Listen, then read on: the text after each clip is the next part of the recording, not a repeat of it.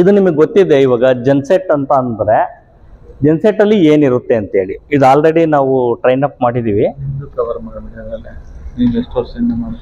Okay okay.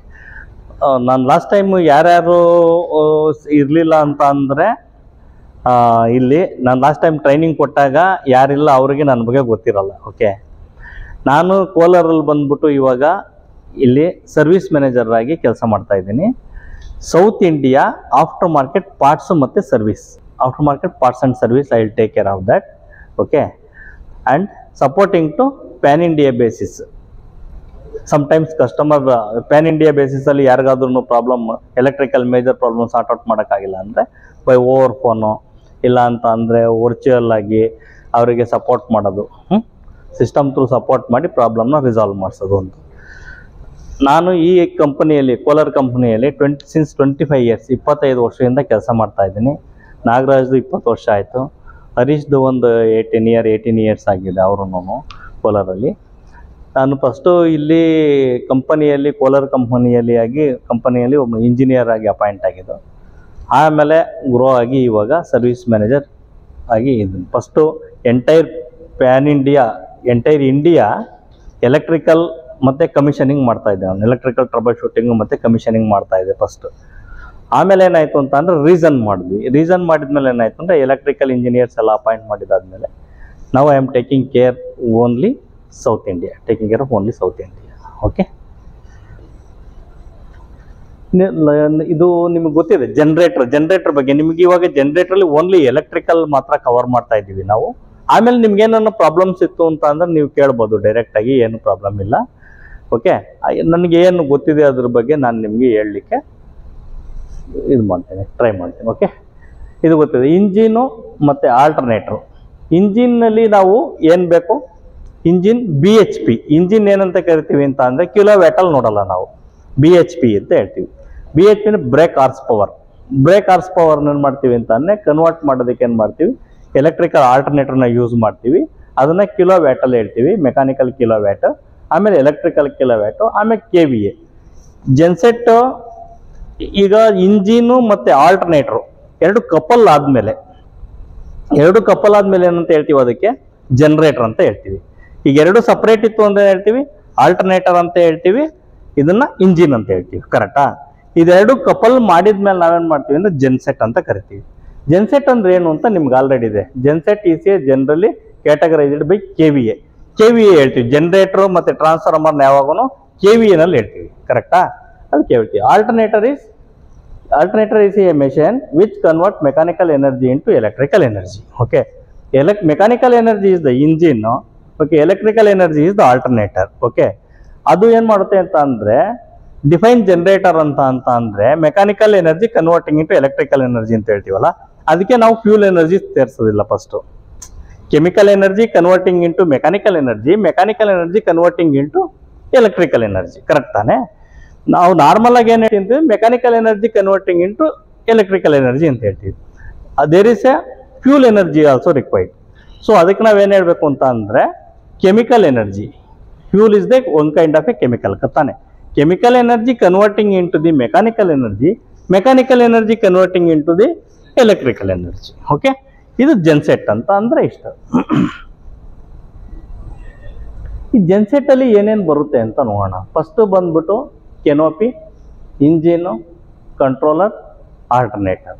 Okay, ಇಷ್ಟು part ಇದೆ ಇದ್ರೊಳಗಡೆ.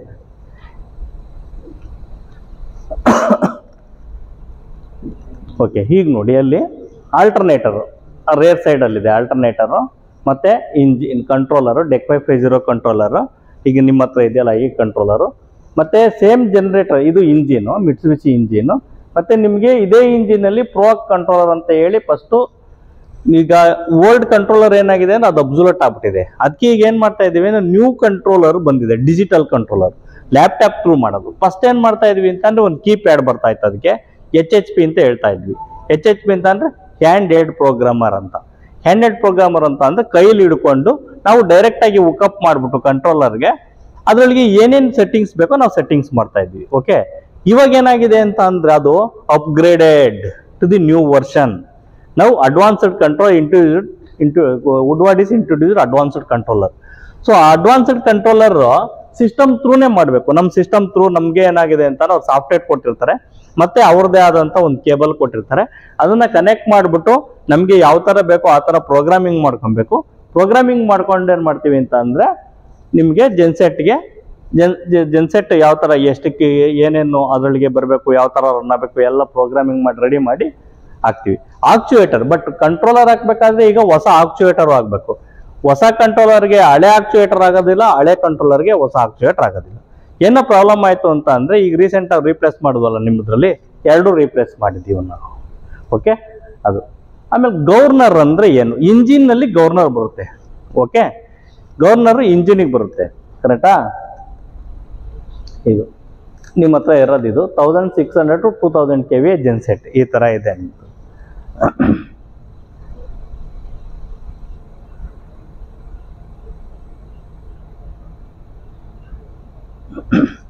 ಓಕೆ, ಇದು ಇಂಜಿನ್. ಇಂಜಿನ್ಗೆ ಏನ್ ಬೇಕು ಅಂತ ಅಂದ್ರೆ ಫಸ್ಟ್ ಇಂಜಿನ್ ನಲ್ಲಿ ಸಿಸ್ಟಮ್ಸ್ಗಳಿದೆ, ಕರೆಕ್ಟಾ? ಏನೇನ್ ಸಿಸ್ಟಮ್ಸ್ ಇದೆ ಅಂತ ಅಂದ್ರೆ ಲೂಬ್ರಿಕೇಷನ್ ಸಿಸ್ಟಮ್, ಮತ್ತೆ ಫ್ಯೂಲ್ ಸಿಸ್ಟಮ್, ಎಲೆಕ್ಟ್ರಿಕಲ್ ಸಿಸ್ಟಮ್, ಮತ್ತೆ ಏರ್ ಸಿಸ್ಟಮ್, ಆ ತರ ಸಿಸ್ಟಮ್ಸ್ಗಳಿದೆ. ಆ ಸಿಸ್ಟಮ್ಸ್ ನಿಮ್ಗೆ ಲಾಸ್ಟ್ ಟೈಮ್ ಹೇಳಿದೀವಿ, ಅದು ಮೆಕ್ಯಾನಿಕಲ್ ಅಲ್ಲಿ ಬರ್ತೈತೆ ಆ ಸಿಸ್ಟಮ್. ಅದನ್ನ ನಿಮ್ಗೆ ನೆಕ್ಸ್ಟ್ ಟ್ರೈನಿಂಗ್ ಅಲ್ಲಿ ಬೇಕಂದ್ರೆ ಇದು ಮಾಡೋಣ. ಈ ಇಂಜಿನ್ಗೆ ಏನ್ ಬೇಕು ಅಂತ ಅಂದ್ರೆ ಎಲೆಕ್ಟ್ರಿಕಲ್ ಆಗಿ ಗವರ್ನರ್ ಬೇಕು. ಓಕೆ, ಎಲೆಕ್ಟ್ರಿಕಲ್ ಗವರ್ನರ್ ಬೇಕು. ಆಲ್ಟರ್ನೇಟರ್ಗೆ ಏನ್ ಬೇಕು? AVR ಬೇಕು, ಕರೆಕ್ಟ್ ಅಲ್ಲ?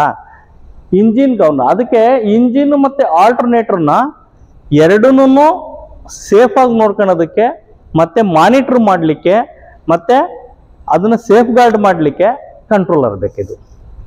ಈ ಕಂಟ್ರೋಲರು ಎರಡಕ್ಕೂ ಇನ್ವಾಲ್ವ್ಮೆಂಟ್ ಇರ್ತದೆ, ಕನೆಕ್ಷನ್ ಇರ್ತೈತೆ. ಬಟ್ ಗವರ್ನರ್ ಬಂದ್ಬಿಟ್ಟು ನಾನು ಗವರ್ನರ್ ತೋರಿಸಿನಲ್ಲ, ಅದು ಒಂದಕ್ಕೆ ಮಾತ್ರನೇ ಇರುತ್ತೈತೆ. Then what is the meaning of governor ಅಂದ್ರೆ ನಿಮಗೆ ಗೊತ್ತು. ಗವರ್ನರ್ಗೆ ಏನ್ ಬೇಕು ಹೇಳಿ? One is input, one is output, ಕರೆಕ್ಟಾ? ಏನೇ ಇನ್ಪುಟ್ ಯಾವುದೇ ಔಟ್ಪುಟ್ ಅಂತ ಅಂದ್ರೆ ಯಾವಾಗೂ information which we are collecting information, no, that information should be proper.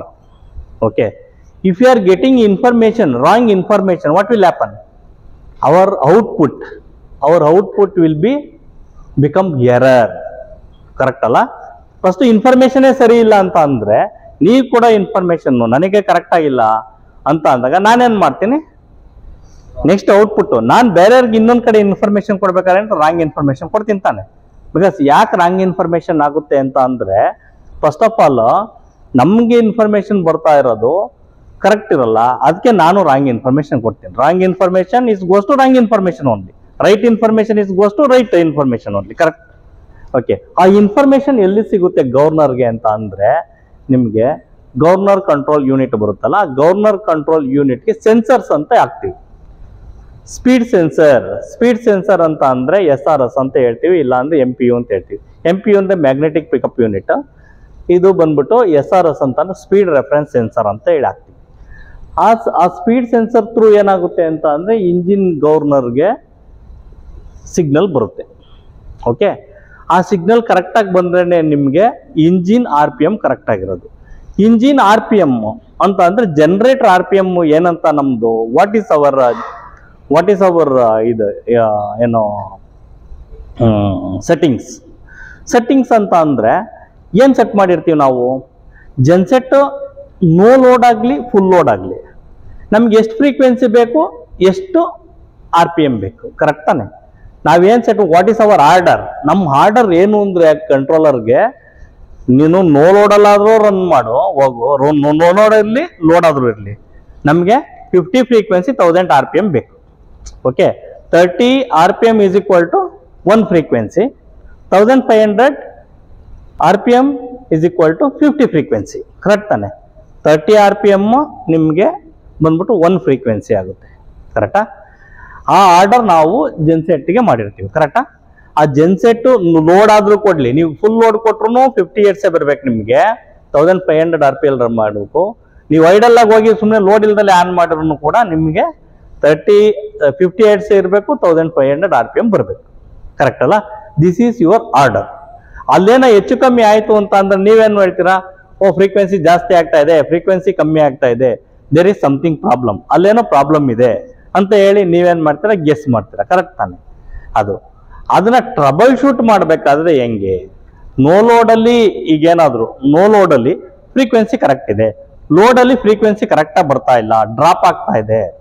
ನಾನು ಹೇಳ್ತಾ ಇರೋದು ಸೋಲೋ ಆಪರೇಷನ್. ಸೋಲೋ ಆಪರೇಷನ್ ಅಂತ ಅಂದ್ರೆ ಇಂಡಿವಿಜುವಲ್ ಆಗಿ ಸಿಂಗಲ್ ಡಿಜಿ ರನ್ ಮಾಡ್ಬೇಕಾದ್ರೆ ಆಯ್ತಾ. ಅವಾಗ ನಾವೇನ್ ಚೆಕ್ ಮಾಡ್ಬೇಕು ಅಂತ ಅಂದ್ರೆ ಫ್ಯೂಲ್ ಸಿಸ್ಟಮ್ ಅಲ್ಲಿ ಪ್ರಾಬ್ಲಮ್ ಇರ್ಬೋದು, ಇಲ್ಲ ಅಂತ ಅಂದ್ರೆ ನಮ್ಗೆ ಇನ್ಪುಟ್ ಬರ್ತಾ ಇದೆಯಲ್ಲ ಇದು ಸೆನ್ಸರ್ದು MPU ಮತ್ತೆ ಸ್ಪೀಡ್ ಸೆನ್ಸರ್ ಇನ್ಪುಟ್ ಏನಾದ್ರೂ ಬರ್ಲಿಲ್ಲ ಅಂತ ಅಂದ್ರೆ ನಿಮ್ಗೆ ಕರೆಕ್ಟ್ ಆಗಿ ಆ ತರ ಆಗುತ್ತೆ. ಆಮೇಲೆ ಏರ್ ಸಿಸ್ಟಮ್ ಅಲ್ಲೂ ಪ್ರಾಬ್ಲಮ್ ಇರ್ಬೋದು. ಅವಾಗ ಏನಾಗುತ್ತೆ, ಸಿಸ್ಟಮ್ ಬೈ ಸಿಸ್ಟಮ್ ಚೆಕ್ ಮಾಡಿ ನಾವೇನ್ ಮಾಡ್ಬೇಕಾಗುತ್ತೆ ಅಂದ್ರೆ ಕರೆಕ್ಟ್ ಮಾಡ್ಬೇಕಾಗುತ್ತೆ ಅಲ್ವಾ. ಅವಾಗ ಸಿಸ್ಟಮ್ ನಾವು ಚೆಕ್ ಮಾಡಕ್ ಹೋದಾಗ ಏನೇನ್ ನೋಡ್ಬೇಕಾಗುತ್ತೆ, ಫಸ್ಟ್ ಯಾಕೆ ಡ್ರಾಪ್ ಆಗ್ತಾ ಇದೆ ಫ್ರೀಕ್ವೆನ್ಸಿ ಲೋಡಲ್ಲಿ, ನೋ ಲೋಡಲ್ಲಿ ಯಾಕೆ ಡ್ರಾಪ್ ಆಗ್ತಾ ಇಲ್ಲ ಅಂದಾಗ may be fuel system problem ಇರ್ಬೋದು, ಇಲ್ಲ ಎಲೆಕ್ಟ್ರಿಕಲ್ ಸಿಸ್ಟಮ್ ಪ್ರಾಬ್ಲಮ್ ಇರ್ಬೋದು. ಆ ಥರ 1 by 1 ನೀವೇನ್ ಮಾಡ್ಬೇಕು ಅಂತ ಅಂದ್ರೆ ಚೆಕ್ ಮಾಡ್ಕೊಂಡು ಹೋಗ್ಬೇಕಾಗುತ್ತೆ. ಓಕೆ, ಇಲ್ಲ ಏರ್ ಸಿಸ್ಟಮ್ ಅಲ್ಲಿ ಪ್ರಾಬ್ಲಮ್ ಇರ್ಬೋದು, ಇಲ್ಲ ಓಸ್ ಪಂಚರ್ ಆಗಿರ್ಬೋದು ಅಲ್ವಾ, ಅದನ್ನ 1 by 1 ಚೆಕ್ ಮಾಡ್ಬೇಕು. ಅವಾಗ ಇದಕ್ಕೆ ಗವರ್ನರ್ ಅಂತ ಅಂದ್ರೆ ಒಂದೇ ಒಂದು ಸ್ಮಾಲ್ ಇನ್ಫಾರ್ಮೇಶನ್ ಅಂತ ಅಂದ್ರೆ, ಗವರ್ನರ್ಗೆ ಯಾವುದೇ ಒಂದು, ಈಗ ನಮ್ ಗವರ್ನರ್ ಇದ್ದಾರೆ ಅನ್ಕೊಳ್ಳಿ, ಗವರ್ನರ್ಗೆ ಯಾರೋ ಒಬ್ರು ಕಂಪ್ಲೇಂಟ್ ತಗೊಂಡೋಗಿ ಕೊಡ್ತಾರೆ, whether proper complaint or something wrong complaint ಇರ್ಬೋದು. ಬಟ್ ಅದನ್ನ ಗವರ್ನರ್ ತಗೊಂಡು ಏನ್ ಮಾಡ್ತಾರೆ, ಅನಲೈಸ್ ಮಾಡ್ಬಿಟ್ಟು ಆಮೇಲೆ ಔಟ್ಪುಟ್ ಕೊಡ್ತಾರೆ. ಇದು ಅದೇ ತರ ನಿಮ್ಗೇನಾಗುತ್ತೆ ಅಂತ ಅಂದ್ರೆ ಇನ್ಪುಟ್ ನ ಫಸ್ಟ್ ಅನಲೈಸ್ ಮಾಡ್ಕೊಳ್ಳುತ್ತೆ. ಅನಲೈಸ್ ಮಾಡಿದ ತಕ್ಷಣ ಅದು ಫ್ರಾಕ್ಷನ್ ಆಫ್ ಮಿಲಿ ಸೆಕೆಂಡ್ಸ್ ಅಲ್ಲಿ ನಡೀತಾ ಇರ್ತೈತೆ ಅದು ಕಂಟ್ರೋಲರು ಮತ್ತೆ ಇಂಜಿನ್ ಮಧ್ಯೆ. ಅವಾಗ ಏನಾಗುತ್ತೆ ಅಂತ ಅಂದ್ರೆ ಫ್ಯೂಲ್ ಸಿಸ್ಟಮ್ ನ ಕಂಟ್ರೋಲ್ ಮಾಡ್ತಾ ಇರುತ್ತದು. ಸೇಮ್ ಅದೇ ತರ ಆಲ್ಟರ್ನೇಟರ್ ಏನಂತ ಹೇಳ್ತೀವಿ ಅಂತ ಅಂದ್ರೆ, ಆಲ್ಟರ್ನೇಟರ್ ಅಂದ್ರೆ ಇಷ್ಟೇನೆ, ಏನು ಅದ್ರಲ್ಲೇನಿಲ್ಲ. ಆಲ್ಟರ್ನೇಟರ್ ಅಂತ ಏನಕ್ಕೆ ಹೇಳ್ತೀವಿ ಅಂತ ಅಂದ್ರೆ ಏನ್ನ ಆಲ್ಟರ್ನೇಟ್ ಮಾಡುತ್ತೆ, ಮೆಕ್ಯಾನಿಕಲ್ ಎನರ್ಜಿನ ಕನ್ವರ್ಟ್ ಮಾಡುತ್ತಲ್ಲ ಎಲೆಕ್ಟ್ರಿಕಲ್ಗೆ, ಅದನ್ನ ನಾವೇನಂತ ಹೇಳ್ತೀವಿ, ಆ ಕನ್ವರ್ಟ್ ಮಾಡೋದಕ್ಕೆ ಆಲ್ಟರ್ನೇಟರ್ ಅಂತ ಹೇಳ್ತೀವಿ, ಅಂದ್ರೆ ಚೇಂಜಸ್ ಮಾಡೋದು ಅದು. ಆ ಆಲ್ಟರ್ನೇಟರ್ ಅಲ್ಲಿ ಏನಿದೆ ಅಂತ ಅಂದ್ರೆ ಅಲ್ಲೂ ಕೂಡ ನಿಮ್ಗೆ AVR ಅಂತ ಇರುತ್ತೆ, ಆಟೋಮೆಟಿಕ್ ವೋಲ್ಟೇಜ್ ರೆಗ್ಯುಲೇಟರ್, ಇಲ್ಲ ಅಂತ ಅಂದ್ರೆ DVR ಅಂತ ಅಂದ್ರೆ ಡಿಜಿಟಲ್ ವೋಲ್ಟೇಜ್ ರೆಗ್ಯುಲೇಟರ್. ಈ ತರ ಅದು ಇರ್ತೈತೆ. ಅದಕ್ಕೂ ಕೂಡ ಇನ್ಪುಟ್ ಬೇಕು. ಪ್ರತಿಯೊಂದು ಗವರ್ನರ್ಗಾಗ್ಲಿ, ಪ್ರತಿಯೊಂದು AVRಗಾಗ್ಲಿ, ಇಲ್ಲ ಇಂಜಿನ್ ಗವರ್ನರ್ಗಾಗ್ಲಿ, ಮತ್ತೆ ಆಲ್ಟರ್ನೇಟರ್ AVRಗಾಗ್ಲಿ ನಿಮ್ಗೆ ಇನ್ಪುಟ್ ಬೇಕೇ ಬೇಕು. Without input reference nothing will do. Okay, ಅದಕ್ಕೆ ಏನ್ ಬೇಕಾಗುತ್ತೆ ಅಂತ ಅಂದ್ರೆ AVRಗೆ ಫಸ್ಟ್ ಟರ್ಮಿನಲ್ ವೋಲ್ಟೇಜ್ ಇದೆಯಲ್ಲ, ಟರ್ಮಿನಲ್ ವೋಲ್ಟೇಜ್ ಪ್ರಾಪರ್ ಬರ್ತಾ ಇದೆಯಾ ಏನು ಅಂತ ನೋಡ್ಬೇಕಾಗುತ್ತೆ. ನೆಕ್ಸ್ಟ್ ಸ್ಲೈಡ್ ಅಲ್ಲಿ ಹೋಗ್ತಾ ಹಂಗೆ ಗೊತ್ತಾಗುತ್ತೆ. ಇದೆ ನೋಡಿ, ಇದು alternator. Okay, AC sensing supply main stator ಇಂದ RYB ಎಲ್ಲಿ ಹೋಗಿದೆ, ಆಟೋಮೆಟಿಕ್ ವೋಲ್ಟೇಜ್ ರೆಗ್ಯುಲೇಟರ್ಗೆ ಹೋಗಿದೆ ನೋಡಿ, ಸೆನ್ಸಿಂಗ್ ಸಪ್ಲೈ. ಅಲ್ಲಿಂದ ಎಲ್ಲಿ ಹೋಗ್ತಾ ಇದೆ, DC. ಇಲ್ಲಿ ನಾವು ಕೊಟ್ಟಿದ್ದು ರೆಫರೆನ್ಸ್ AC ಸೆನ್ಸಿಂಗ್ ಕೊಟ್ಟಿದ್ದೀವಿ ಅಷ್ಟೇ. ಅದರಲ್ಲಿ ಏನು ನಿಮಗೆ ಲೋಡ್ ಇರಲ್ಲ, ಓನ್ಲಿ ಸೆನ್ಸಿಂಗ್ ಸಪ್ಲೈ. ಅಲ್ಲಿಂದ ಏನಾಗ್ತಾ ಇದೆ ಅಂದ್ರೆ ಕನ್ವರ್ಟ್, ಅಲ್ಲಿ AC ಸೆನ್ಸಿಂಗ್ ಸಪ್ಲೈ ಕೊಟ್ಟ ಮೇಲೆ ಅಲ್ಲಿಂದ ಏನಾಗುತ್ತೆ DC ಸಪ್ಲೈ ನಿಮ್ಗೆ 3 phase AC ಎಲ್ಲಿದೆ ಅಂತ ಅಂದ್ರೆ, ಮತ್ತೆ ಇಲ್ಲಿ ಫೀಲ್ಡ್ ಎಕ್ಸಿಟರ್ ಅಂತ ಇರ್ತೈತೆ. ಫೀಲ್ಡ್ ಎಕ್ಸಿಟರ್ ಅಲ್ಲಿ ನಿಮ್ಗೆ ಏನಾಗುತ್ತೆ ಅಂತ ಅಂದ್ರೆ ಆ DC ಸಪ್ಲೈ ಇದೆಯಲ್ಲ, ಆ DC supply through field exciter voltage decrease ಆಗ್ತಾ ಇರ್ತೈತೆ. ಅವಾಗ ನಿಮ್ಗೆ ಟರ್ಮಿನಲ್ ವೋಲ್ಟೇಜ್ ಇದೆಯಲ್ಲ, ಇಲ್ಲಿ ನಾವು ಏನ್ ಮಾಡಿದೀವಿ ಅಂತ ಅಂದ್ರೆ ರೊಟೇಟಿಂಗ್ ರೆಕ್ಟಿಫೈರ್ ಹಾಕೈತೆ. ಅಲ್ಲಿ ರೊಟೇಟಿಂಗ್ ರೆಕ್ಟಿಫೈರ್ ಏನ್ ಮಾಡುತ್ತೆ ಅಂತ ಅಂದ್ರೆ ಇಲ್ಲಿಂದ 3 phase ಸಪ್ಲೈ ಇದಕ್ಕೆ ಹೋಗುತ್ತೆ ರೊಟೇಟಿಂಗ್ ರೆಕ್ಟಿಫೈರ್ಗೆ. ಅದಕ್ಕೇನಂತೀವಿ, ಫುಲ್ ವೇವ್ ಬ್ರಿಡ್ಜ್ ರೆಕ್ಟಿಫೈರ್ ಅಂತ ಹೇಳ್ತೀವಿ. Full wave bridge rectifier, half wave bridge rectifier. Full wave bridge rectifier ಅಂತ ಅಂದ್ರೆ 3 phase ಸಪ್ಲೈನ ಆನೋಡ್ ಮತ್ತೆ ಕ್ಯಾನೋಡ್ ನ ಜಂಕ್ಷನ್ ಮಾಡಿ ಅಲ್ಲಿಗೆ ನಾವು ಸಪ್ಲೈ ಕೊಟ್ಟು ಏನ್ ಮಾಡ್ತೀವಿ ಅಂತ ಅಂದ್ರೆ AC ನ DC ಆಗಿ ಕನ್ವರ್ಟ್ ಮಾಡ್ಕೊಂಡು ಆ DC ಸಪ್ಲೈ ಏನಾಗುತ್ತೆ ಅಂದ್ರೆ ರೋಟರ್ಗೆ ಫೀಡ್ ಮಾಡ್ತಾ ಇದೀವಿ. ಕರೆಕ್ಟಾ? ರೋಟರ್ಗೆ ಹೋಗಿದ್ದೀವಿ ನೋಡಿ, positive and negative to go to main rotor. Main rotor ಹೋದಾಗ ಏನಾಗುತ್ತೆ, ಅಲ್ಲಿ ಯಾವಾಗ ನಾವು ಜೆನ್ಸೆಟ್ ಸ್ಟಾರ್ಟ್ ಮಾಡಿದಾಗ ಏನಾಗುತ್ತೆ ಅಂತ ಅಂದ್ರೆ ವೋಲ್ಟೇಜ್ ಇರಲ್ಲ. ಟರ್ನ್ ಆಗಬೇಕಾದ್ರೆ ಆಲ್ಟರ್ನೇಟರ್ ರೋಟೇಟ್ ಆಗಬೇಕಾದ್ರೆ ಅಲ್ಲಿ ವೋಲ್ಟೇಜ್ ಇರಲ್ಲ. ನಾವು AVR ಇಂದ ಸಪ್ಲೈ ಫೀಡ್ ಮಾಡಲಿಲ್ಲ ಅಂತ ಅಂದ್ರೆ ಫೀಲ್ಡ್ ಎಕ್ಸಿಟರ್ಗೆ ವೋಲ್ಟೇಜ್ ಇರಲ್ಲ, ಓನ್ಲಿ ರೆಸಿಡಿಯಲ್ ವೋಲ್ಟೇಜ್ ಅಂತ ಇರುತ್ತೆ. ಒಂದು 40 to 50 ವೋಲ್ಟ್ಸ್ ಇರುತ್ತೆ ಅಷ್ಟೇ. ಅವಾಗ ನಿಮ್ಮ ಟರ್ಮಿನಲ್ ಅಲ್ಲಿ AVR ಫೇಲ್ ಆಗೋಯ್ತು ಅಂದ್ರೆ ನಿಮಗೆ ಬರೋದೇ ವೋಲ್ಟೇಜು 40 to 50 ವೋಲ್ಟ್ಸ್. ಕರೆಕ್ಟಾ? ಆ 40 to 50 ವೋಲ್ಟ್ಸ್ ರೆಫರೆನ್ಸ್ ಏನ್ ಮಾಡುತ್ತೆ ಅಂತ ಅಂದ್ರೆ AVR ಕೊಡ್ತೀವಿ ನಾವು. ಆಮೇಲೆ AVR ಏನ್ ಮಾಡುತ್ತೆ ಅಂತ ಅಂದ್ರೆ ಟರ್ಮಿನಲ್ ವೋಲ್ಟೇಜ್ ಕಮ್ಮಿ ಇದೆ ಅಂತ ಹೇಳಿ DC ವೋಲ್ಟೇಜ್ ನ ಇನ್ಕ್ರೀಸ್ ಮಾಡುತ್ತೆ ಫೀಲ್ಡ್ ಎಕ್ಸಿಟರ್ಗೆ. ಫೀಲ್ಡ್ ಎಕ್ಸಿಟರ್ ಇಂದ ಏನಾಗುತ್ತೆ ಅಂತ ಅಂದ್ರೆ ಫೀಲ್ಡ್ ಎಕ್ಸಿಟರ್ ಅಲ್ಲಿ ಎರಡಿದೆ, ಇಲ್ಲಿ 3 ಸೆಟ್ ವೈಂಡಿಂಗ್ ಇರ್ತೈತೆ ನಿಮಗೆ. ಒಂದು ಬಂದ್ಬಿಟ್ಟು main rotor, main stator. Okay, next ಬಂದ್ಬಿಟ್ಟು field exciter, rotor and stator. Okay, next one more P M ಜಿನಲ್ಲಿ ಸ್ಟೇಟರ್ ಮತ್ತೆ ರೋಟರ್. ರೋಟರ್ ಅಂದ್ರೆ ರನ್ ಆಗುತ್ತೆ, ಸ್ಟೇಟರ್ ಅಂದ್ರೆ ಸ್ಟೇಷನರಿ ಅಂತ ಅಂದ್ರೆ ನಿಂತ್ಕೊಂಡಿರುತ್ತೆ ಅಷ್ಟೇ, ಅದು ತಿರ್ಗ್ತಾ ಇರುತ್ತೆ. ಅದ್ರ ಮಧ್ಯೆ ಯಾವುದು ಸ್ಟೇಷನರಿ ಇರುತ್ತೆ ಅದು ನಿಂತ್ಕೊಂಡಿರುತ್ತೆ ಅಷ್ಟೇ, ಸ್ಟ್ಯಾಂಡ್ ಅಲೋನ್. ಓಕೆ, ಆ ಥರ ಇದು ನೋಡಿ. ಇದು PMG ಬಂತ. ಈಗ PMG ನೋಡಿ ಎಲ್ಲಿ ಕನೆಕ್ಟ್ ಆಗಿದೆ, permanent magnet generator. Okay, main stator, end shield,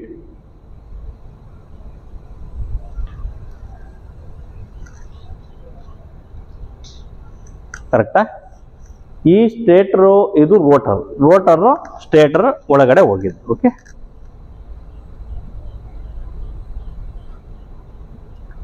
drive end bracket,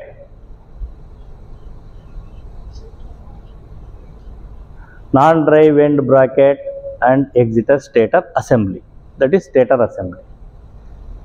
bearing cap, PMG rotor, PMG stator, terminal, main terminal,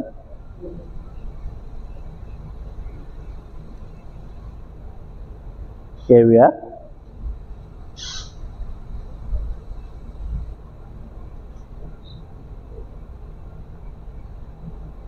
okay, ಇಷ್ಟು ಪಾರ್ಟ್ ಇದೆ, ಗೊತ್ತಾಯ್ತಲ್ಲ? ಇವಾಗ ನೋಡಿ PMG ಏನಕ್ಕೆ ಬೇಕು, why PMG is required. Field exciter is okay. Okay, stator exciter ಮತ್ತೆ exciter rotor, ಎಕ್ಸಿಟರ್ stator is okay. ಅದೇನಕ್ಕೆ ಬೇಕು ಅಂತ ಅಂದ್ರೆ DC ಸಪ್ಲೈನ ಕನ್ವರ್ಟ್ ಮಾಡಿಕೊಂಡು ಫೀಡ್ ಮಾಡಬೇಕು ರೋಟ್ರಿಗೆ DC ಸಪ್ಲೈ ಫೀಡ್ ಮಾಡಿದಾಗ ಏನಾಗುತ್ತೆ ಅಂದ್ರೆ EMF, ಎಲೆಕ್ಟ್ರೋಮ್ಯಾಗ್ನೆಟ್ ಫೋರ್ಸ್, ಅಲ್ಲಿ ನಿಮಗೆ EMF ಪ್ರೊಡ್ಯೂಸ್ ಆಗುತ್ತೆ. ಆ EMF ಪ್ರೊಡ್ಯೂಸ್ ಯಾವ ತರ ಆಗುತ್ತೆ, ಯಾವ ತರ ಕಂಟ್ರೋಲ್ ಮಾಡ್ತೀವಿ ಅಂತ ಅಂದ್ರೆ ರೋಟರ್ಗೆ ಪಾಸಿಟಿವ್ ನೆಗೆಟಿವ್ ಸಪ್ಲೈ ಹೋಗುತ್ತಲ್ಲ, ಆ ರೋಟರ್ ಪಾಸಿಟಿವ್ ನೆಗೆಟಿವ್ ಸಪ್ಲೈನ ಕಂಟ್ರೋಲ್ ಮಾಡಿದಾಗ ನಿಮ್ಗೆ ಏನಾಗುತ್ತೆ ಅಂತ ಅಂದ್ರೆ ಟರ್ಮಿನಲ್ ವೋಲ್ಟೇಜ್ ನಿಮಗೆ ಕಂಟ್ರೋಲ್ ಆಗುತ್ತೆ. ಓಕೆ, ಅದು ಮತ್ತೆ ಸೆನ್ಸಿಂಗ್ ಏನಕ್ಕೆ AVRಗೆ ಯಾಕೆ ಸೆನ್ಸಿಂಗ್ ಕೊಡಬೇಕು ನಾವು, ಯಾಕೆ ಅಂತ ಅಂದ್ರೆ AVRನು ಕೂಡ ಆರ್ಡರ್ ಇದೆ ನಮ್ದು. ಏನ್ ಆರ್ಡರ್ ಇದೆ, ಎಷ್ಟು ವೋಲ್ಟೇಜ್ ಸೆಟ್ ಮಾಡ್ತೀವಿ ನಾವು AVRಗೆ? ನಮ್ದು AVRನ ಫಸ್ಟ್ ಕಮಿಷನಿಂಗ್ ಮಾಡಬೇಕಾದ್ರೆ ನಾವು ವೋಲ್ಟೇಜ್ ಸೆಟ್ ಮಾಡ್ತೀವಿ 450 ನೋಟ್ಸ್ ಬೇಕು ನನಗೆ. ದಿಸ್ ಇಸ್ ಯುವರ್ ಆರ್ಡರ್, ನಿಮ್ಮ ಆರ್ಡರ್ ಅದು. 450 ನೋಟ್ಸ್ ಯಾರು ಮಾಡೋದು, ಯಾವಾಗ ಬೇಕು? ನೋ ಲೋಡಲ್ಲೂ 450 ನೋಟ್ಸ್ ಬೇಕು ನನಗೆ, ಫುಲ್ ಲೋಡಲ್ಲೂ 450 ನೋಟ್ಸ್ ಬೇಕು. ಕರೆಕ್ಟಾ? Either no load or full load, we need 450 notes. Correct ಅಲ್ವಾ? ಅದನ್ನ ಹೆಂಗ್ ಮಾಡ್ತೈತದು, ಅದನ್ನ ಕಂಟ್ರೋಲ್ ಮಾಡ್ಬೇಕು. ಅದಕ್ಕೇನಾದ್ರೂ ರೆಫರೆನ್ಸ್ ಬೇಕಲ್ಲ. ಓ, ಇಲ್ಲಿ ನಾವು ಲೋಡ್ ಹಾಕಿದಾಗ ವೋಲ್ಟೇಜ್ ಕಮ್ಮಿ ಆಗ್ತಾ ಇದೆ, ಇಲ್ಲ ನೋ ಲೋಡ್ ಒಳಗೆ ವೋಲ್ಟೇಜ್ ಕರೆಕ್ಟ್ ಇದೆ, ಅದಕ್ಕೊಂದು ಕಮ್ಯುನಿಕೇಶನ್ ಬೇಕಲ್ಲ. ಆ ಕಮ್ಯುನಿಕೇಶನ್ನೇ ಸೆನ್ಸಿಂಗ್. ಆ ಸೆನ್ಸಿಂಗ್ ನಾವೇನ್ ಮಾಡಿದ್ವಿ ಅಂತ ಅಂದ್ರೆ ಇಲ್ಲಿ ಹಿಂದೆ ಹೋದಾಗ ಇಲ್ಲಿ ಕೊಟ್ವಿ ನಾವು ಸೆನ್ಸಿಂಗ್.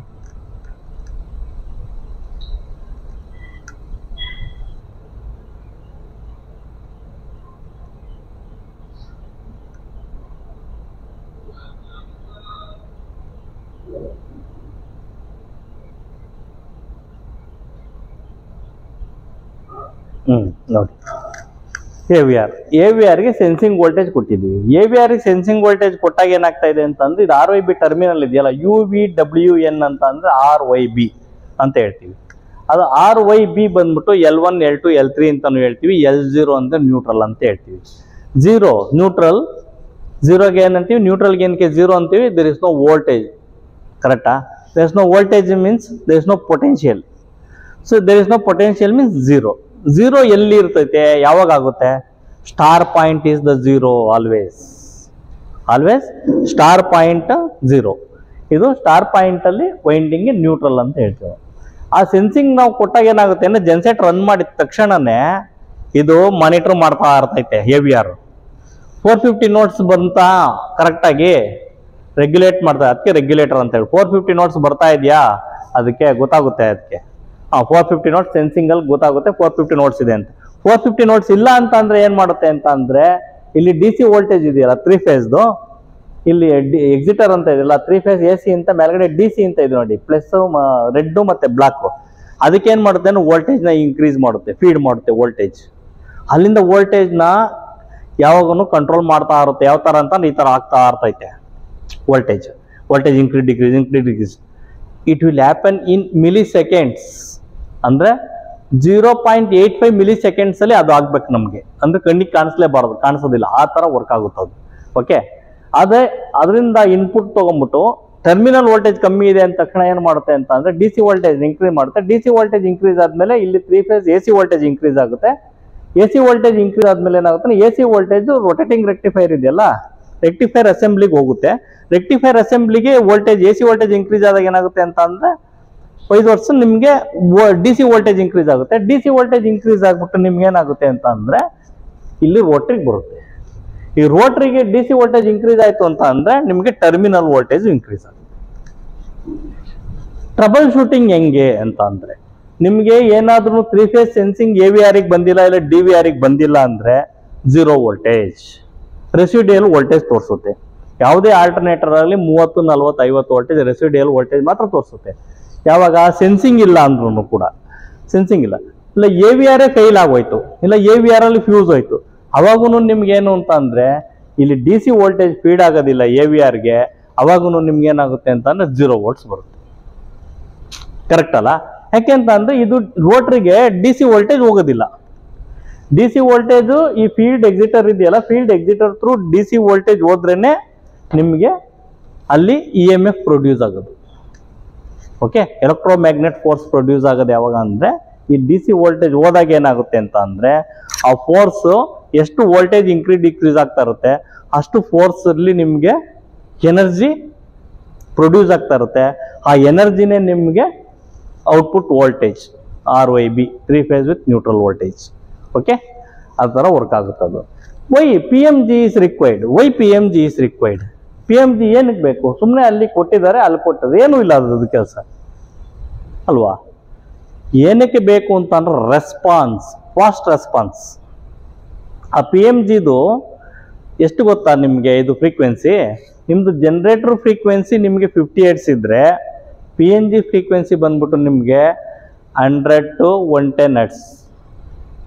ಅದರಲ್ಲಿ ಆ ಥರ ವೈಂಡಿಂಗ್ ಮಾಡಿರ್ತಾನೆ ಮೆಥಡಲ್ಲಿ. ನಿಮ್ಗೆ ಏನಾಗುತ್ತೆ ಅಂದ್ರೆ ಬ್ಲಾಕ್ ಬೋರ್ಡ್ ಬಂತು ಅಂದ ತಕ್ಷಣನೇ ಇಲ್ಲಿ 1 ಫ್ರೀಕ್ವೆನ್ಸಿ ಚೇಂಜ್ ಆದರೆ ಅದರಲ್ಲಿ ಏನಾಗುತ್ತೆ ಅಂತ ಅಂದ್ರೆ ನಿಮಗೆ 1 ಫ್ರೀಕ್ವೆನ್ಸಿಗೆ ಬದಲಾಗಿ 20 ಫ್ರೀಕ್ವೆನ್ಸಿ ಚೇಂಜ್ ಆಗುತ್ತೆ ಅಂಕೊಳ್ಳಿ. ಇದು 50 ಇದ್ರೆ ಅದು 100 ಅಂದ್ರೆ ಡಬಲ್ ಆಗುತ್ತಲ್ಲ, ಆ ಥರ ಆಗುತ್ತೆ. ಅವಾಗ ಏನಾಗುತ್ತೆ ಅಂತ ಅಂದ್ರೆ ಅದು ಅಲ್ಲಿಂದ ಏನಾಗುತ್ತೆ ಅಂದ್ರೆ ಇಮ್ಮಿಡಿಯೇಟ್ ರೆಸ್ಪಾಂಡ್ AVRಗೆ ಹೋಗುತ್ತೆ. AVR ಏನು ಮಾಡುತ್ತೆ ಅಂತ ಅಂದ್ರೆ ಈ DC ಸಪ್ಲೈನ ಏನು ಮಾಡ್ತೈತೆ ಅಂದ್ರೆ ಫೀಲ್ಡ್ ಎಕ್ಸಿಟರ್ DC ಸಪ್ಲೈನ ಇನ್ಕ್ರೀಸ್ ಮಾಡುತ್ತೆ ಫಾಸ್ಟ್ ಆಗಿ. ಅದಕ್ಕೆ ಏನಂತ ಹೇಳ್ತೀವಿ ಆಲ್ಟರ್ನೇಟರ್ ಅಂದ್ರೆ ಫಾಸ್ಟ್ ರೆಸ್ಪಾನ್ಸ್ ಆಲ್ಟರ್ನೇಟರ್ ಅಂತ ಹೇಳ್ತೀವಿ. Marathon fast response alternator. ನೀವು ಸ್ಟ್ಯಾಂಫೋರ್ಡು ಮತ್ತೆ ಇದು ಕ್ರಾಂಪ್ಟಾನು ಇವೆಲ್ಲ ನೋಡಿದಿರಲ್ಲ, LRI ಸಮ್ಮರ್ ಅದೆಲ್ಲ ಇದೆಯಲ್ಲ, ಅದರಲ್ಲಿ ಕೆಲವೊಂದರಲ್ಲಿ PMG ಇರುತ್ತೆ, ಕೆಲವೊಂದ್ರಲ್ಲಿ PMG ಇರಲ್ಲ. ಈ ಮ್ಯಾರಥಾನ್ ನಲ್ಲಿ PMG ಇಸ್ ಕಂಪಲ್ಸರಿ. PMG ಇದ್ದಾಗ ನಿಮ್ಗೆ ಏನಾಗುತ್ತೆ ಅಂದ್ರೆ ಬ್ಲಾಕ್ ಲೋಡ್ ಹಾಕಿರೆ, ಬ್ಲಾಕ್ ಲೋಡ್ ಹಾಕಿದಾಗ ಏನಾಗುತ್ತೆ ಅಂದ್ರೆ ವೋಲ್ಟೇಜ್ ಇಮಿಡಿಯೇಟ್ ಡ್ರಾಪ್ ಆಗಲ್ಲ. ಅದನ್ನ ಕಂಟ್ರೋಲ್ ಮಾಡಲಿಕ್ಕೆ PMG ಯೂಸ್ ಮಾಡ್ತಾರೆ ಅಷ್ಟೇ. ಓಕೆ, ಬೇರೆ ಏನೋ ಡೌಟ್ ಇದೆಯಾ? ಗೊತ್ತಾಯ್ತಲ್ಲ AVR ಅಂದ್ರೆ ಏನಂತ? AVR ಏನಕ್ಕೆ ಹಾಕ್ತೀವಿ, AVRಗೆ ಏನು ಸೆನ್ಸಿಂಗ್ ಬೇಕು, AVR ಇಂದ ಇನ್ಪುಟ್ ಯಾವುದು ಔಟ್ಪುಟ್ ಯಾವುದು, ಅದು ಯಾವ ಥರ ವರ್ಕ್ ಆಗುತ್ತೆ ಅದೆಲ್ಲ ಗೊತ್ತಾಗಿದೆಯಲ್ಲ ಈಗ ನಿಮಗೆ.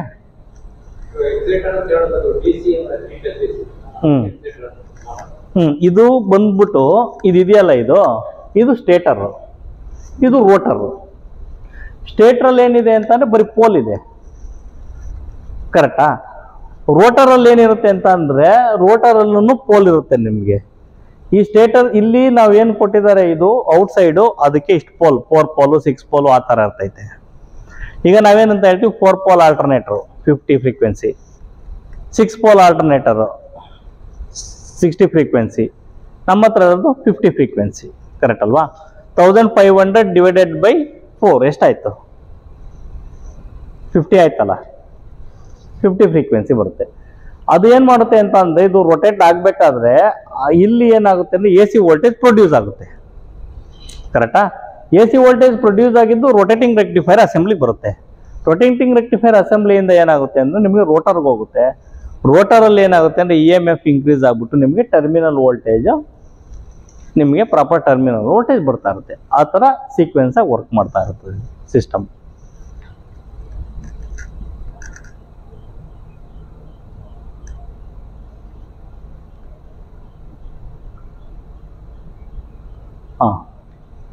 ಅಲ್ಲಿ ನೋಡಿ ಟರ್ಮಿನಲ್ ಅಲ್ಲಿ ನಿಮಗೆ ಹೊರಗಡೆ ಬಂದಿದೆಯಲ್ಲ ವೈರ್ ಕೇಬಲ್, ಅದು ವೈಂಡಿಂಗ್, ಮೇನ್ ಸ್ಟೇಟರ್ ವೈಂಡಿಂಗ್ ಇಂದ ಬರೋದು. ಸ್ಟೇಟರ್, ಮೇನ್ ಸ್ಟೇಟರ್ ಬಂದ್ಬಿಟ್ಟು ನಿಮಗೆ ಸ್ಟೇಷನರಿ, ರೋಟೇಟ್ ಆಗಲ್ಲ, ಅದು ಸುಮ್ಮನೆ ಇರ್ತೈತೆ ಅಷ್ಟೇ ಹಿಂಗೆ. ನೋಡಿ ಇದು rotor plus PMG bearing, end shield, fan. ಇದು ಫ್ಯಾನ್. ಫ್ಯಾನ್ ಏನಕ್ಕೆ ಹಾಕಿದ್ದಾರೆ ಮುಂದೆ ಅಂತ ಅಂದ್ರೆ, ರನ್ ಆಗ್ಬೇಕಾದ್ರೆ ಏನ್ ಮಾಡುತ್ತೆ ಅಂದ್ರೆ ರೇರ್ ಸೈಡ್ ಇಂದ ಏರ್ನ ಸಕ್ ಮಾಡಿಬಿಟ್ಟು ಆಲ್ಟರ್ನೇಟರ್ನ ಕೂಲ್ ಮಾಡುತ್ತೆ. ಅದಕ್ಕೆ ಈ ಫ್ಯಾನ್ ಬೇಕು.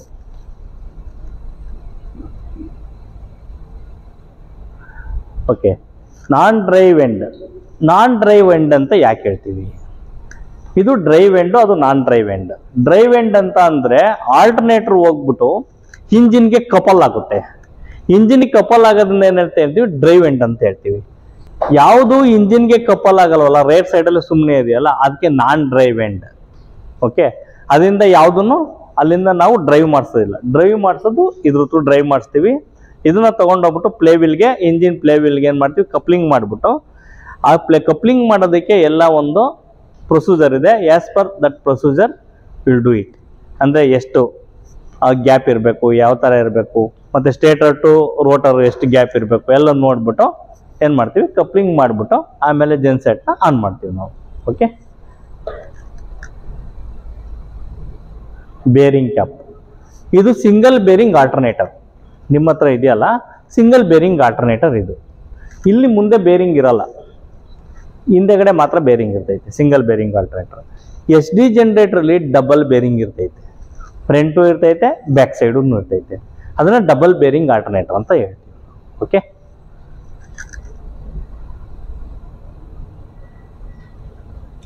PMG ಸ್ಟೇಟರ್, ಅದು PMG ರೋಟರ್. ಅದು ಇದು ಟರ್ಮಿನಲ್ಸ್ RYB,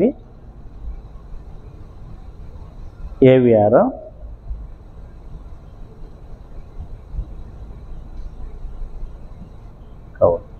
ಅಷ್ಟೇ. ಇಲ್ಲಿ ನೆಕ್ಸ್ಟ್ ಇನ್ಸುಲೇಷನ್ ಯಾವ ತರ ಇರಬೇಕು ಆಲ್ಟರ್ನೇಟರ್. ಆಲ್ಟರ್ನೇಟರ್ ಬಗ್ಗೆ ಗೊತ್ತಾಯ್ತಲ್ಲ ಇವಾಗ ನಿಮಗೆ, ಏನೇನು ಇರ್ತೈತೆ, ಟ್ರಬಲ್ ಶೂಟ್ ಹೆಂಗ್ ಮಾಡೋದು, ಯಾವ ತರ ಮಾಡೋದು ಅದೆಲ್ಲನೂ ಗೊತ್ತಾಯ್ತಲ್ಲ ಅದಕ್ಕೆ. ಆಮೇಲೆ ನಿಮಗೆ ರೊಟೇಟಿಂಗ್ ರೆಕ್ಟಿಫೈರ್ ಅಂತ ನಾನು ಹೇಳಿದ್ನಲ್ಲ, ಅದು ರೆಕ್ಟಿಫೈರ್ ಅಲ್ಲಿ ಡಯೋಡ್ ಹೋದ್ರೂ ಕೂಡ ನಿಮಗೆ ಆಲ್ಟರ್ನೇಟರ್ ವೋಲ್ಟೇಜ್ ಪ್ರೊಡ್ಯೂಸ್ ಆಗಲ್ಲ. ಅಲ್ಲಿ 2 ಟೈಪ್ ಡಯೋಡ್ ಇರ್ತದೆ. ಒಂದು ಬಂದ್ಬಿಟ್ಟು ಫಾರ್ವರ್ಡ್ ಬಯಾಸ್ ಡಯೋಡ್, ಇನ್ನೊಂದು ರಿವರ್ಸ್ ಬಯಾಸ್ ಡಯೋಡ್ ಅಂತ ಇರ್ತದೆ. ಅದು ಪಾಸಿಟಿವ್ ನೆಗೆಟಿವ್ ಎರಡೂ ಏನು ಮಾಡ್ತಾರೆ? ಕನೆಕ್ಟ್ ಮಾಡಿಬಿಟ್ಟು ಅಲ್ಲಿಗೆ 3 ಫೇಸ್ ಸಪ್ಲೈ ಕೊಟ್ಟಿರ್ತಾರೆ. ಅಲ್ಲಿಂದ DC ಸಪ್ಲೈ ಪಾಸಿಟಿವ್ ನೆಗೆಟಿವ್ ರೋಟರ್ಗೆ ಹೋಗುತ್ತೆ. ಕರೆಕ್ಟಾ? ಅಷ್ಟೇ. ಅದನ್ನ ನೀವೇನಾದ್ರೂ ಡಯೋಡ್ ಹೋದ್ರೂ ಕೂಡ ನಿಮಗೆ ವೋಲ್ಟೇಜ್ ಡೆವಲಪ್ ಆಗೋದಿಲ್ಲ. ಸರ್ಸಪ್ರೆಸರ್ ಹೋದ್ರೆ ನಿಮಗೆ ವೋಲ್ಟೇಜ್ ಡೆವಲಪ್ ಆಗುತ್ತೆ, ಬಟ್ ಪ್ರೊಟೆಕ್ಷನ್ ಇರೋದಿಲ್ಲ. ಏನಕ್ಕೆ ಸರ್ಸಪ್ರೆಸರ್ ಆಗ್ತೀವಿ ಅಂತ ಅಂದ್ರೆ ಪ್ರೊಟೆಕ್ಷನ್ಗೆ. ಓಕೆ, ಪ್ರೊಟೆಕ್ಷನ್ಗೆ ಸರ್ಸಪ್ರೆಸರ್ ಆಗ್ತೀವಿ. Okay, next alternator ratings. Insulation. ಇದು ಇನ್ಸುಲೇಷನ್ ಈಸ್ ಮೋಸ್ಟ್ ಇಂಪಾರ್ಟೆಂಟ್. ಇದು ಯಾವುದ್ರದ್ದು ಇನ್ಸುಲೇಷನ್ನು? ಈ ನಮ್ದು ಸ್ಟೇಟರು ಮತ್ತೆ ರೋಟರ್ ಇದೆಯಲ್ಲ, ಆ ಸ್ಟೇಟರು ಮತ್ತೆ ರೋಟರ್ ಇನ್ಸುಲೇಷನ್ ಕ್ಲಾಸ್. ಇದು ಯಾವ ಕ್ಲಾಸ್ ಇರಬೇಕು? ABFH. ಓಕೆ, ಈಗ ನಿಮ್ಮ ಹತ್ರ ಇರೋದು ಬಂದ್ಬಿಟ್ಟು ಕ್ಲಾಸ್ H ಇನ್ಸುಲೇಷನ್. ಓಕೆ, ನಿಮ್ಮ ಹತ್ರ ಇರೋ ಆಲ್ಟರ್ನೇಟರ್ ಬಂದ್ಬಿಟ್ಟು ಕ್ಲಾಸ್ H ಇನ್ಸುಲೇಷನ್ ಅಂತ ಅಂದ್ರೆ, ಕ್ಲಾಸ್ H ಇನ್ಸುಲೇಷನ್ ಅಂತ ಅಂದ್ರೆ ಏನು ಅಂತ ಅಂದ್ರೆ ಟೆಂಪರೇಚರ್ ವಿಸ್ಟ್ಯಾಂಡ್ ಕೆಪಾಸಿಟಿ ಜಾಸ್ತಿ ಇರ್ತೈತೆ ಅದಕ್ಕೆ. ಓಕೆ, ಬೇಗ ಫೇಲ್ ಆಗೋದಿಲ್ಲ. Okay, next IP ratings. IP ಅಂತ ಅಂದ್ರೆ ಇಂಗ್ರೆಸ್ ಪ್ರೊಟೆಕ್ಷನ್ ರೇಟಿಂಗ್ಸ್. IP23 ಅಂತ ಅಂದ್ರೆ ಏನು? ಇದು ನಿಮ್ಮ ಆಲ್ಟರ್ನೇಟರ್ ಅಲ್ಲಿರುವಂತ ವೈಂಡಿಂಗ್ ಕಾಪರ್ ವೈರ್ದು ಕ್ಲಾಸ್. ಇದು ಮೋಸ್ಟ್ ಇಂಪಾರ್ಟೆಂಟ್. ಮೊದಲು F ಕ್ಲಾಸ್ ಕೊಡ್ತಾ ಇದ್ರು, ಈಗ H ಕ್ಲಾಸ್. ಯಾಕೆ ಅಂತ ಅಂದ್ರೆ ನಿಮ್ಗೆ H ಕ್ಲಾಸ್ ಅಂತ ಅಂದ್ರೆ ಈವನ್ ಸಮ್ಟೈಮ್ಸ್ ಲೋಡ್ ಇನ್ಕ್ರೀಸ್ ಆದ್ರೂ ಕೂಡ, ಇಲ್ಲ ಅಂತ ಅಂದ್ರೆ ನಿಮ್ಮ ಜನರೇಟರ್ ರೂಮ್ ಅಲ್ಲಿ ಪ್ರಾಪರ್ ವೆಂಟಿಲೇಷನ್ ಇಲ್ಲ ಅಂದ್ರೂ ಕೂಡ ಇದು 108 ಡಿಗ್ರಿ ಟೆಂಪರೇಚರ್ ಹೋದ್ರೂ ಕೂಡ ವಿಸ್ಟ್ಯಾಂಡ್ ಆಗುತ್ತೆ ಅನ್ನೋದಕ್ಕೆ ಈ ಕ್ಲಾಸ್ H ಇನ್ಸುಲೇಷನ್ ಯೂಸ್ ಮಾಡ್ತಾರೆ. ಕ್ಲಾಸ್ F ಮಾಡಿದ್ರೆ ಏನಾಗುತ್ತೆ ಅಂತ ಅಂದ್ರೆ ಮೆಲ್ಟ್ ಆಗಿ ಹೋಗುತ್ತೆ ಬೇಗ. ಆಮೇಲೆ ಕ್ಲಾಸ್ ಇನ್ನು BA ಇದೆಯಲ್ಲ, ಇದೆಲ್ಲ ನಿಮ್ಗೆ ಮೋಟರ್ಗೆ ಬರುತ್ತೆ ಅಷ್ಟೇ, ಆಲ್ಟರ್ನೇಟರ್ಗೆ ಹಾಕ್ಲಿಕ್ಕೆ ಆಗಲ್ಲ. ಓಕೆ, ಇಲ್ಲಿ ನೋಡಿ, ಇಲ್ಲಿ ಕಾಣ್ತಾ ಇದೆಯಾ ಕ್ಲಾಸ್ H ಇನ್ಸುಲೇಷನ್ ಕೆಪಾಸಿಟಿ ನೋಡಿ, 180 degree centigrade, 180 degree centigrade and to 40 degree minus centigrade, -15 degree, 125 degree centigrade ಅಲ್ಲಿ ಇದು ನಿಮಗೆ ಇಷ್ಟು ಟೆಂಪರೇಚರ್ನ ವಿಸ್ಟ್ಯಾಂಡ್ ಮಾಡುತ್ತೆ ನೋಡಿ. Already listed above are based on the ambient temperature of 40 degree centigrade.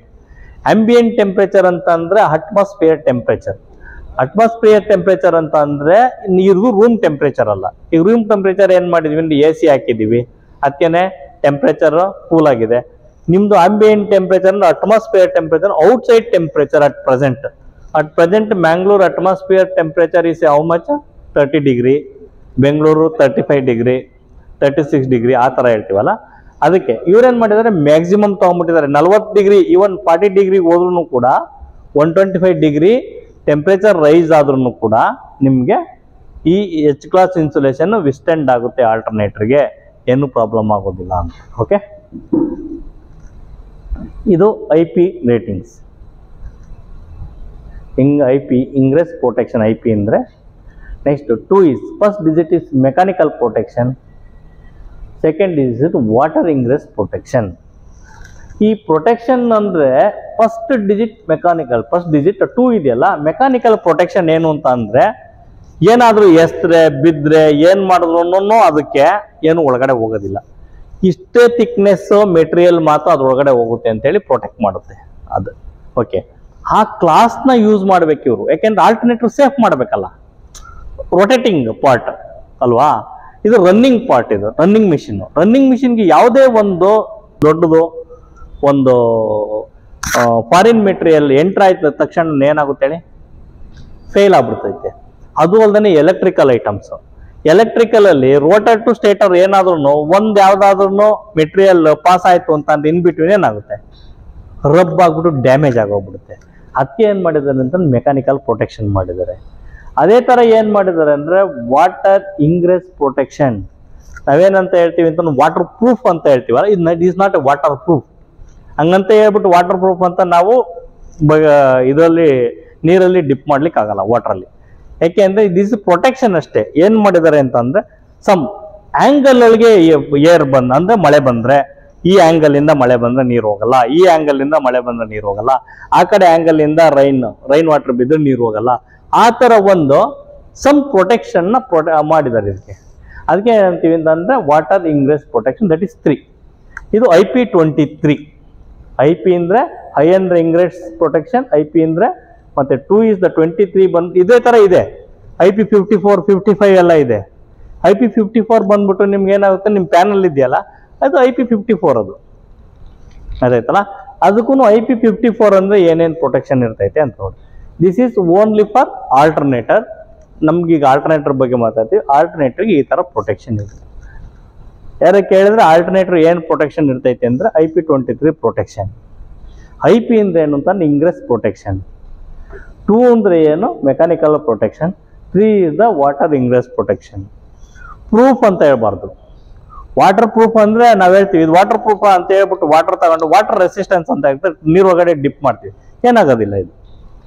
But this is not water proof, but water ingress protection ಅಂತ ಅಂದ್ರೆ ಯಾವ ಆಂಗಲ್ ಅಲ್ಲಿ, ಇಂಗ್ರೆಸ್ ಅನ್ನೋದು ಆಂಗಲ್, ಯಾವ ಆಂಗಲ್ ಅಲ್ಲಿ ಬಿದ್ದಾಗ ನೀರು ಒಳಗಡೆ ಹೋಗಲ್ಲ ಅನ್ನೋದಕ್ಕೆ ಅಂತ ತೋರಿಸ್ತಾರೆ ಅಷ್ಟೇ. ಆ ಪ್ರೊಟೆಕ್ಷನ್ ಕೊಟ್ಟಿದ್ದಾರೆ.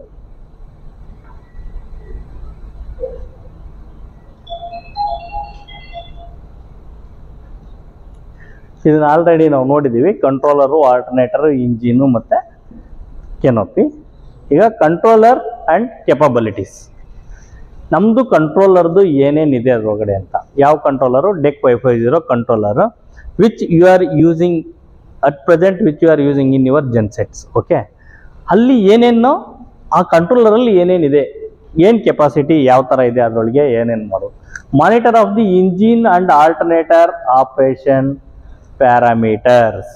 ನಾನು ಹೇಳಿದೆ ಈ ಕಂಟ್ರೋಲರ್ ಇದೆಯಲ್ಲ, ಇದೆರಡಕ್ಕೂ ಸೇರುತ್ತೆ, ಎರಡಕ್ಕೂ ರಿಲೇಟ್ ಆಗಿರುತ್ತೆ. ಓಕೆ, ಎರಡಕ್ಕೂ ಕನೆಕ್ಷನ್ ಇರುತ್ತೆ, ಎರಡೂ ಕನೆಕ್ಷನ್ ಇರ್ತೈತೆ. ಬಟ್ AVR ಆಲ್ಟರ್ನೇಟರ್ಗೆ ಮಾತ್ರ, ಈ ನಮ್ಮದು ವುಡ್ವರ್ಡ್ದು ಗವರ್ನರ್ ಕಂಟ್ರೋಲರು ಇಂಜಿನಿಗೆ ಮಾತ್ರ. ಓಕೆ, ಅವೆರಡಕ್ಕೂ ಏನು ಅಂತಂದರೆ ಏನು ಸಂಬಂಧನೇ ಇರಲ್ಲ. ಓಕೆ, ಬಟ್ ಇದಕ್ಕೆ ಎರಡ್ರದೂ ಕನೆಕ್ಷನ್ನ ಕೊಡ್ತಾರೆ. ಇದೇನು ಮಾಡಬೇಕು ಅಂತ ಅಂದ್ರೆ, ಒಂದು ಪ್ರೊಟೆಕ್ಷನ್ನು, ಇನ್ನೊಂದು ಮಾನಿಟರಿಂಗ್. ಆಮೇಲೆ ಮಾನಿಟರಿಂಗು ಮತ್ತು ಇದರಲ್ಲಿ ಈವೆಂಟ್ ಹಿಸ್ಟ್ರಿ, ಆಯಿತಾ. ಆಮೇಲೆ ರಿಮೋಟ್ ಆಕ್ಸೆಸ್, ಈ ಥರ ಎಲ್ಲ ಇದೆ ನೋಡಿ. Monitoring of the engine and alternator operation parameters. ಇಂಜಿನ್ನಲ್ಲಿ ಏನೇನು ಮಾನಿಟರ್ ಮಾಡ್ಬೋದು ನಾವು? ವಾಟ್ ಆರ್ ದ ಪ್ಯಾರಾಮೀಟರ್ಸ್ ಇದೆ ಇಂಜಿನ್ನಲ್ಲಿ ಏನೇನಿದೆ? ಆಯಿಲ್ ಪ್ರೆಷರ್ ನೋಡ್ತೀವಿ, ಕರೆಕ್ಟ್ ಇದೆಯಾ ಅಂತ. ಆಮೇಲೆ ಸ್ಪೀಡ್ ನೋಡ್ತೀವಿ, ಆಯಿತಾ. ಆಮೇಲೆ ವಾಟರ್ ಟೆಂಪ್ರೇಚರ್ ನೋಡ್ತೀವಿ, ಕರೆಕ್ಟಾ. ಇದು oil pressure, water temperature, RPM ಇದೆಲ್ಲ ಇಂಜಿನಿಗೆ ಬರ್ತೈತೆ. ಅದು ಇಂಜಿನ್ ಪ್ಯಾರಾಮೀಟರ್ಸ್ ತೋರಿಸುತ್ತೆ. ಆಮೇಲೆ ಅಪಾರ್ಟ್ ಫ್ರಮ್ ದಟ್, ಅದು ಬಿಟ್ಟು ಏನು ತೋರಿಸುತ್ತೆ ಈ ಕಂಟ್ರೋಲರ್ ನಮಗೆ?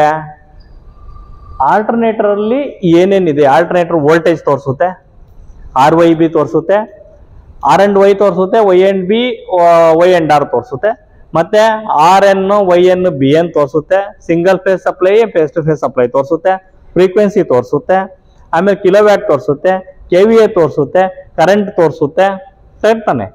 ಇಷ್ಟೆಲ್ಲ ತೋರಿಸುತ್ತೆ. ಆಮೇಲೆ KWH ಕೂಡ ತೋರಿಸುತ್ತೆ. KWH ಅಂದ್ರೇನು? Kilowatt hour. ಅದು ಬಂದ್ಬಿಟ್ಟು ಯೂನಿಟ್ಸ್ ಜನರೇಟೆಡ್ ಅಂತ ಹೇಳ್ತೀವಲ್ಲ, ಆ ಯೂನಿಟ್ ಎಷ್ಟು ಯೂನಿಟ್ ಜನರೇಟ್ ಮಾಡಿದ್ದೀವಿ ನಾವು ಇಷ್ಟ ಅವರಲ್ಲಿ ಅನ್ನೋದನ್ನು ಅದು ನೋಡ್ಬೋದು. ಆಮೇಲೆ ಅದಲ್ಲದೆ ಇದರಲ್ಲಿ